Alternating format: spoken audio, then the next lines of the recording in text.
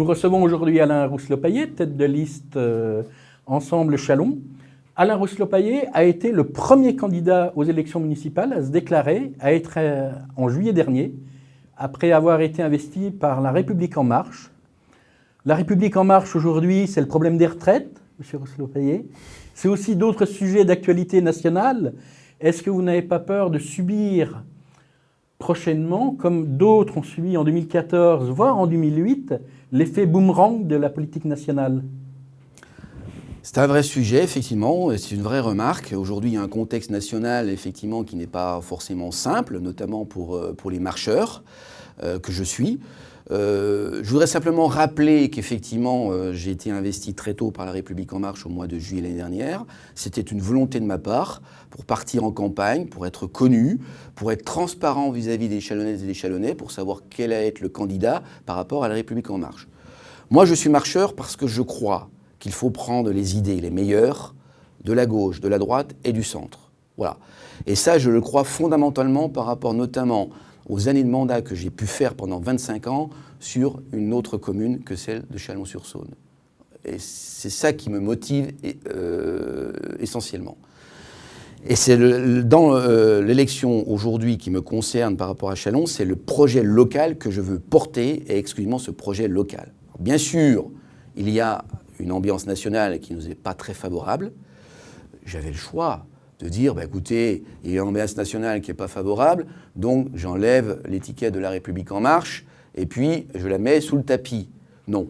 Moi, j'ai toujours été, ce qui m'a été toujours ma constance et ma cohérence, c'est d'être quelqu'un d'être transparent et loyal. Et loyal vis-à-vis de mes électeurs et demain donc vis-à-vis des Chalonnaises et des Chalonnais. Donc c'est pour ça que j'ai conservé cette étiquette de La République En Marche pour aller jusqu'au bout et monter cette transparence. Et aujourd'hui, je crois très sincèrement que nos habitants, que les Chalonnaises et les Chalonnais ont besoin de cette transparence. Et c'est pour ça que j'ai gardé cette étiquette et que je l'amènerai maintenant jusqu'au bout, bien évidemment. Nous allons faire un petit peu de la prospective et quelques hypothèses.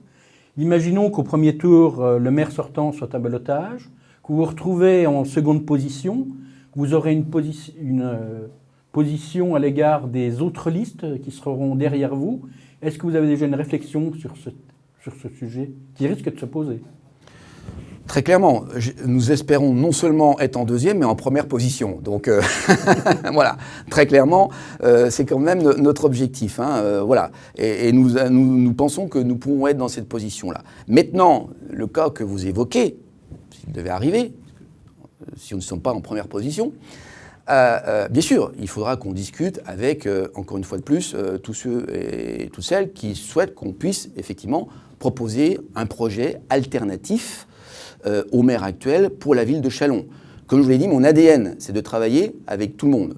C'est-à-dire tout le monde, c'est-à-dire nous sommes pour le rassemblement. Nous sommes pour un rassemblement le plus large possible.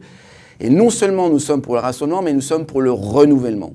C'est pour ça que les équipes qui me suivent, entre autres, sont beaucoup de personnes nouvelles qui n'ont jamais eu de mandat.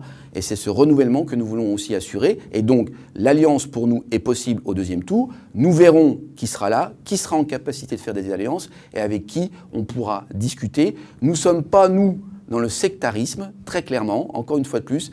C'est vraiment, encore une fois de plus, l'ADN d'En Marche d'il y a 3 ans maintenant, en 2017, lors de l'élection du président de la République. Et je crois que c'est ce qu'il faut que nous portions effectivement au niveau du territoire et au niveau d'une ville comme Châlons, puisque c'est l'avenir de demain si nous n'arrivons pas à travailler dans cet esprit-là, tous ensemble, pour un vrai projet collectif pour Châlons et notre ville de Châlons que nous aimons. Vous avez travaillé durant 6 ans aux côtés du président Martin, durant 6 ans aux côtés du président qui était Christophe Sirugue. Quelles sont vos perspectives, j'allais dire, pour les 6 années à venir à l'échelon du Grand Châlons? Et notamment, comment travailler sans oublier les communes un peu plus éloignées, qui sont du côté de la vallée des Maranges ou du côté de la Dheune? Alors écoutez, vous voyez, l'agglomération est la parfaite illustration du rassemblement qu'on fait déjà dans les faits, puisque quand vous regardez les délibérations du conseil communautaire et quand vous regardez le nombre de votes qui sont faits à l'unanimité, et j'ajouterais même à l'unanimité des maires, je ne parle pas des oppositions qui sont présentes, tout le monde travaille dans le même sens. Donc on prouve bien que c'est bien cette façon-là qu'il faut qu'on incarne. Et pour le coup, vous avez raison, si on travaille déjà de cette façon-là à l'agglomération, eh bien, ce que j'incarne moi, au niveau de l'étiquette que je représente, La République En Marche, nous sommes bien les premiers à pouvoir le faire de cette façon au niveau de l'agglomération. Donc pour répondre à votre question sur le mode de fonctionnement au niveau de l'agglomération, c'est de travailler avec tous les maires et toutes les communes qui voudront se rassembler autour d'un projet. Et je sais, par l'expérience que j'ai de maintenant de l'agglomération, je vous rappelle que je siège à l'agglomération depuis 2001. Le premier président de cette agglomération s'appelait Dominique Perben, qui était maire de la ville de Châlons. Donc je connais bien le fonctionnement de l'agglomération, je connais bien l'état d'esprit des élus et des maires qui forment cette agglomération, et je sais qu'on pourra trouver sans problème une majorité d'élus et une majorité de communes pour pouvoir travailler sur un projet commun par rapport à l'agglomération. Si vous êtes élu maire de Châlons, par contre, vous ne serez pas président de la communauté du Grand Châlons, je crois. Vous l'avez annoncé. Est-ce que vous avez déjà éventuellement quelques noms sous le boisseau? Vous n'avez pas nous les dévoiler aujourd'hui, quoique on est preneur. Ou quelques idées sur une personne qui pourrait faire consensus? Alors écoutez, c'est le résultat des élections déjà qui nous diront exactement quelle sera en tout cas la vision du paysage politique au sein de l'agglomération pour pouvoir répondre à ce type de questions. Encore une fois de plus, il y a beaucoup de talent dans cette agglomération, il y a des élus de talent, il y a des maires qui ont beaucoup de proximité avec l'agglomération, qui ont la fibre avec cette agglomération. J'ai travaillé effectivement avec le président Martin, avec qui on a fait un bon travail. Par rapport à l'agglomération en tout cas, il y a encore des choses qu'on peut beaucoup mieux faire, mais en tout cas, j'ai été ravi de travailler avec lui, en tout cas par rapport à ce qui m'a été confié, notamment au plan local d'urbanisme intercommunal. Et dans le cas de la mandature précédente, nous avons fait aussi des choses avec le président Christophe Sirugue, notamment sur le transfert de compétences, qui a été massif, qui n'était pas simple à faire, et dont on profite sur cette mandature-là. Et ce que je crois, ce qui est important, c'est d'avoir toujours cette vision, comme avoir une vision pour la ville de Châlons, et c'est là où mon esprit est très critique, comme il faut avoir une vision pour l'agglomération, puisque quand vous regardez toutes les victoires que l'on peut engranger aujourd'hui, c'est la gestion peut-être du quotidien, mais c'est aussi parce qu'à un moment donné, il y a des élus qui ont une vision de l'agglomération et des projets qui ont été lancés il y a une vingtaine d'années en arrière. C'est ça qu'il ne faut pas perdre de vue, et c'est comme ça que je veux incarner demain la fonction de maire à Châlons et de vice-président du Grand Châlons. Alors pourquoi vice-président du Grand Châlons? Parce que je veux effectivement cette relation de proximité avec l'agglomération, avec l'ensemble des maires, et je pense que quand vous êtes maire de Chalon-sur-Saône, vous ne pouvez pas cumuler à la fois être maire et président si vous voulez effectivement chercher cette homogénéité, cette cohérence et ce travail de proximité et ce rassemblement pour gérer correctement l'agglomération de demain. Vous serez un maire à 100%, vous ne briguerez pas d'autres mandats qu'au-delà de Châlons, si je puis dire?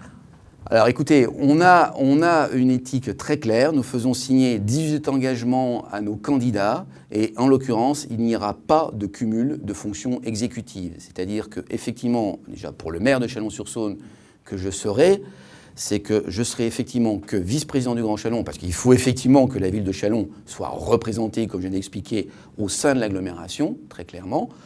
Par contre, je ne briguerai pas le département, je ne briguerai pas la région, et bien sûr, encore bien au-delà au niveau national. Votre collègue marcheur également, le député Raphaël Gauvin, sera à vos côtés sur votre liste? Écoutez, lui souhaite être à mes côtés sur notre liste de marcheurs. Je vous rappelle que nous sommes La République En Marche, nous sommes les marcheurs de cette agglomération et notamment de cette ville de Chalon-sur-Saône. Donc il a toute sa place et toute sa légitimité sur la liste Ensemble Châlons. Vous n'allez pas regretter Châtenois-en-Bresse? Non, il faut faire des choix. Je reste très clairement, Châtenois-en-Bresse restera quand même pour moi, mais c'est au-delà de moi, c'est aussi pour ma famille, une commune de cœur.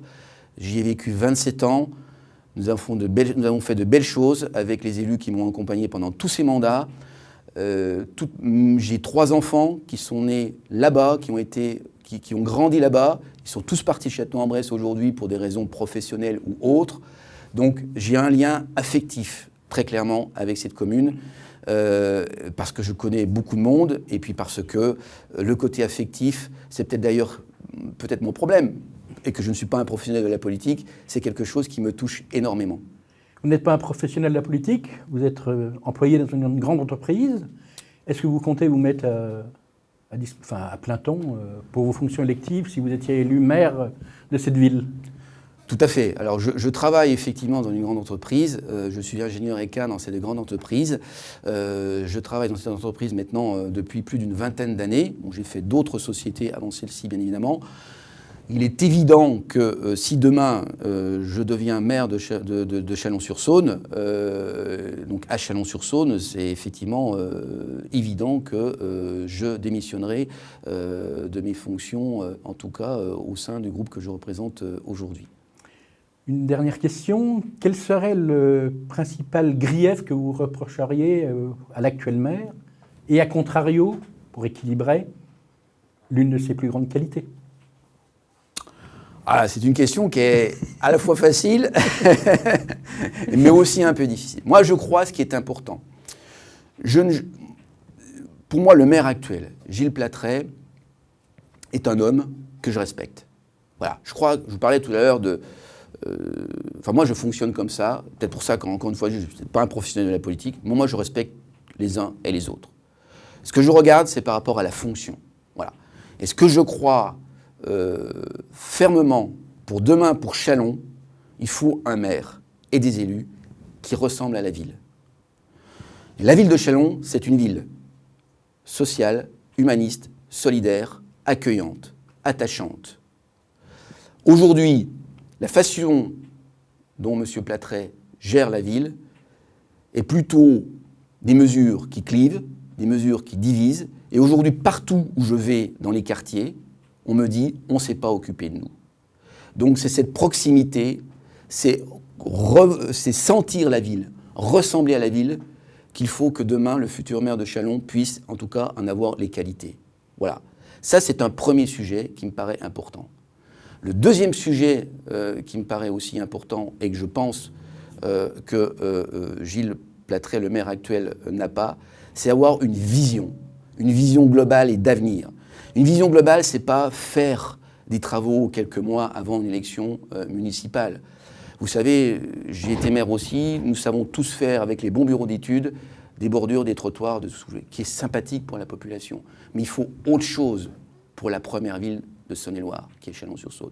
Il faut autre chose. Il faut avoir une vision globale, une vision d'avenir pour la ville. On a parlé tout à l'heure du quartier Saint-Laurent, ça en est un bel exemple. Voilà. Ce sont ces sujets-là. Et force de constater que sur les 6 ans qui viennent de s'écouler, ces deux sujets, savoir rassembler la ville, ressembler à la ville, et d'une part ne pas avoir de vision de la ville, sont pour moi les deux grosses problématiques par rapport au maire actuel. Ensuite, ses qualités, c'est un très bon historien. Merci. Nous avons reçu aujourd'hui Alain Rousselot-Payet, qui est un des rares candidats déclarés La République En Marche dans l'une des plus grandes villes de notre département. Merci. Merci à vous.